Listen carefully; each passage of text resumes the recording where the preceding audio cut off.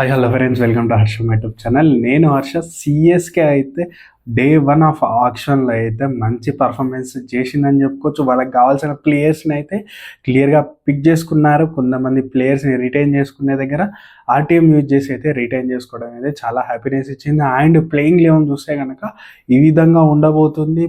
CSK overall చూస్తే కనుక మంచి పర్ఫార్మెన్స్ చేసిందని చెప్పుకోవచ్చు. ఈ వీడియో ఓన్లీ పర్టికులర్ సిఎస్కే గురించే చెప్తాను. మిగతా 9 టీమ్స్ గురించి అయితే మన ఛానల్లో వీడియోస్ ఉంటాయి. లేట్ చేయకుండా, ఒకవేళ మీరు సిఎస్కే ఫ్యాన్ కాకుండా వేరే టీమ్ ఫ్యాన్ అయితే కనుక ఖచ్చితంగా ఆ వీడియోస్ కూడా ఉంటాయి కాబట్టి ఖచ్చితంగా ఛానల్ సబ్స్క్రైబ్ చేసి అయితే వీడియోని చూడండి. అండ్ సిఎస్కే విషయానికి వస్తే కనుక ప్లేయింగ్ లెవెన్ అయితే ఈ విధంగా ఉండబోతుంది.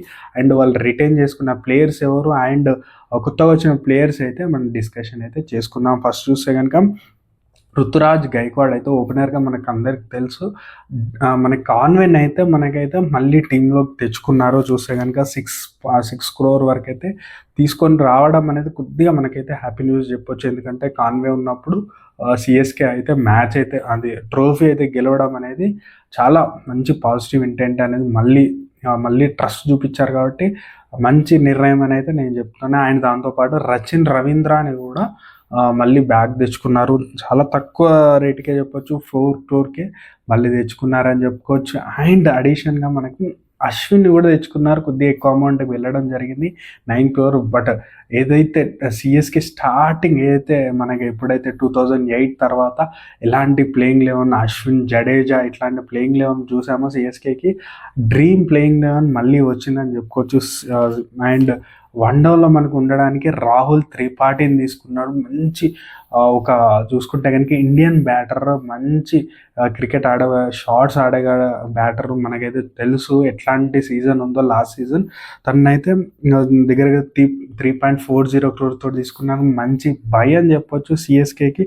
అండ్ విజయ్ శంకర్ని తీసుకున్నారు 1.2 crore. చాలా తక్కువ ధరకు వచ్చాడు. బట్ సిఎస్కేకి వచ్చిన ప్లేయర్స్ ఏ విధంగా ఆడతారో మనందరికీ తెలుసు. సో విజయ్ శంకర్ ఇక్కడ మళ్ళీ ఒక మంచి ఫామ్ని చూపిస్తే కనుక మంచి ఫ్యూచర్ ఉండే అవకాశం ఉంది విజయ్ శంకర్కి అయితే. అండ్ చూసుకుంటే కనుక నూర్ అహ్మద్ని అయితే 10 crore పెట్టి తీసుకున్నారు. బట్ ఇక్కడ చూసుకుంటే కనుక బిడ్డింగ్ టైంలో 5 crore వరకు అయితే నూర్ అహ్మద్ వెళ్ళడం జరిగింది. దాని తర్వాత వాళ్ళు జీటీ వాళ్ళ ఆర్టీఎం యూజ్ చేయడం జరిగింది. 10 crore మళ్ళీ ఆ రేట్ పెరగడం వల్ల దాన్ని మళ్ళీ వాళ్ళు ఆర్టీఎం చేయలేకపోయారు. దెన్ మనకైతే వీళ్ళకైతే సిఎస్కేకి అయితే నూర్ అహ్మద్ దొరకడం జరిగింది. చూసుకుంటే కనుక అశ్విన్, జడేజా, నూర్ అహ్మద్లు అయితే చాలా సాలిడ్ స్పిన్ ట్రయో అయిపోతుందని చెప్పొచ్చు. అండ్ ఖలీల్ అహ్మద్ కూడా తీసుకోవడం జరిగింది. ఖలీల్ అహ్మద్ 4.80. చూసుకుంటే కనుక ప్లేయింగ్ లెవెన్ ఈ విధంగా ఉండే అవకాశం ఉంది. అండ్ ఈ టీం చూసుకుంటే కనుక వీళ్ళ మీద ఎవరైతే మంచి పర్ఫార్మెన్స్ చేశారు చూసుకుంటే కనుక Khaleel Ahmed DC versus CSK match రోజు సిఎస్కేని చాలా చూసే కనుక కట్టడి చేయడం జరిగింది. ఏదైతే వైజాగ్ జరిగిన మ్యాచ్లో మంచి బౌలింగ్ వేశాడు. అండ్ వీళ్ళు స్టాయినస్ గురించి వెళ్ళడం జరిగింది. చెన్నైలో మంచిగా ఆడాడు కాబట్టి స్టాయినస్ గురించి వెళ్ళడం జరిగింది. బట్ ఎవ్రీ టైం బిడ్డింగ్ వెళ్ళడం జరిగింది వీళ్ళ ప్లేయర్ల మీద. బట్ చూస్తే కనుక మంచి టీం అయితే సెట్ అయిందని చెప్పవచ్చు. ఇంకా కొంతమంది ప్లేయర్స్ గురించి వెళ్తున్నారు కాబట్టి సిఎస్కే ఇప్పటికే మంచి సాలిడ్ ప్లేయింగ్ లెవెన్ అయితే ఉంది.